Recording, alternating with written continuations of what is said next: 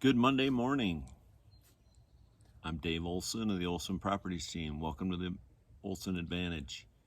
I'm on vacation, but with the market shifting, I thought it important to do another update. So let's dive into it.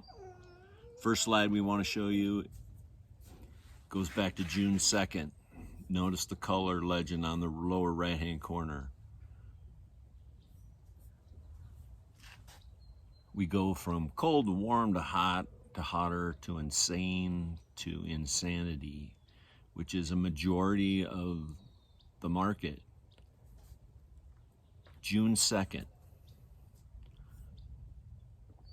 Now, we're going to flip to July 11th. I overlaid the freeways so you can see where they are. I-17 right down the middle, the 101, the 202, the 303. Notice the legend on the right-hand side. Very little hotter, next to no frenzy. Most of the valley in just 6 weeks, call it 5 and change, shifted to warm.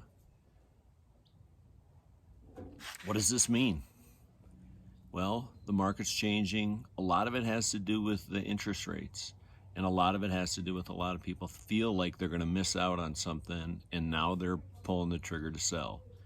Is it too late? Absolutely not. You can still sell, and frankly, for the buyers, they should be the most optimistic.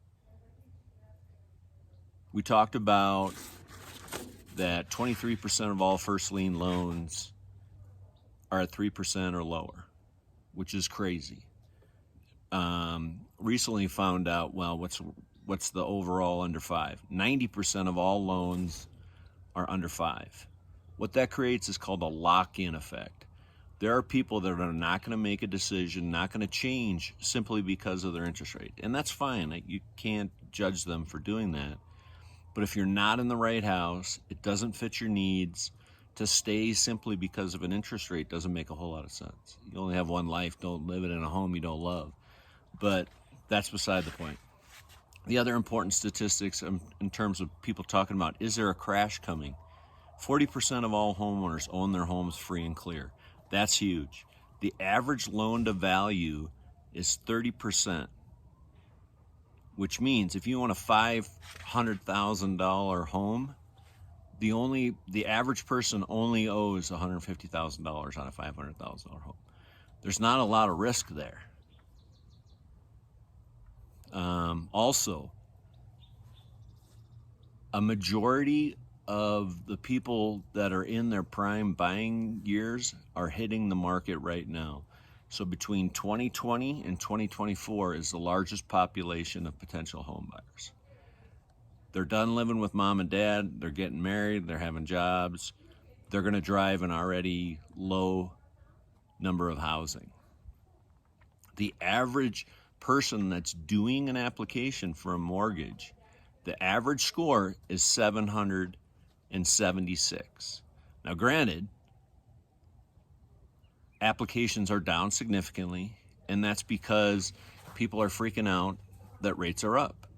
Well, when rates were at, let's say 3.5%, and inflation was at 2%, you're negative 1.5 points relative to inflation. Inflation now is at least 8.5%. Rates are 6%. You're positive 2.5 points on leverage money against inflation.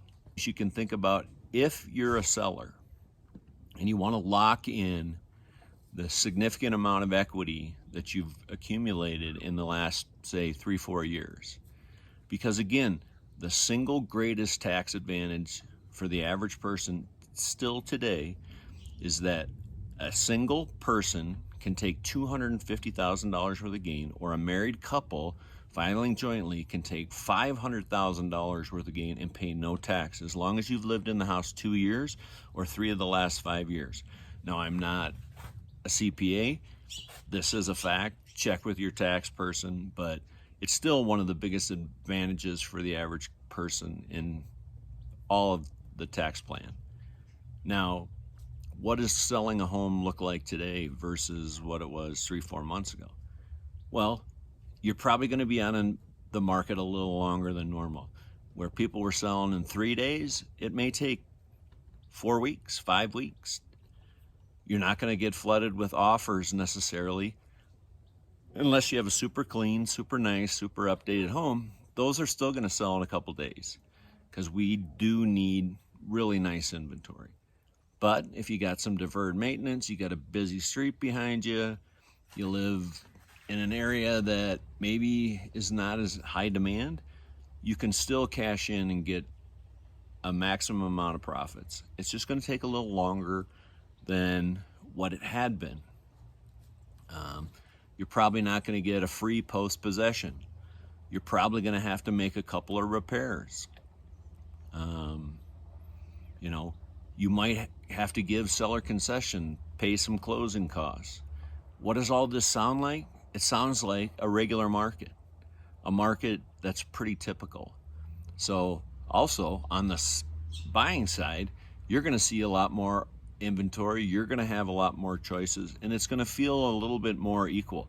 Where the teeter-totter has been stuck with the sellers sitting on the ground and the buyers up in the air, things are getting much closer to level. Hopefully this helps.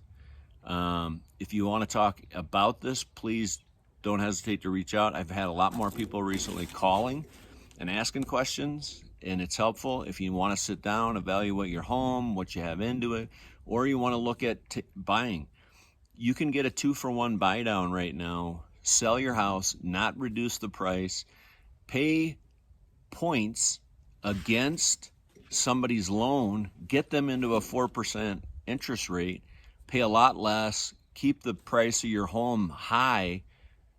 It's called a two for one buy down. We used to do it a lot when the market was a lot tougher. We're dusting that off. We're bringing it back. And it allows you to keep the price of your home high.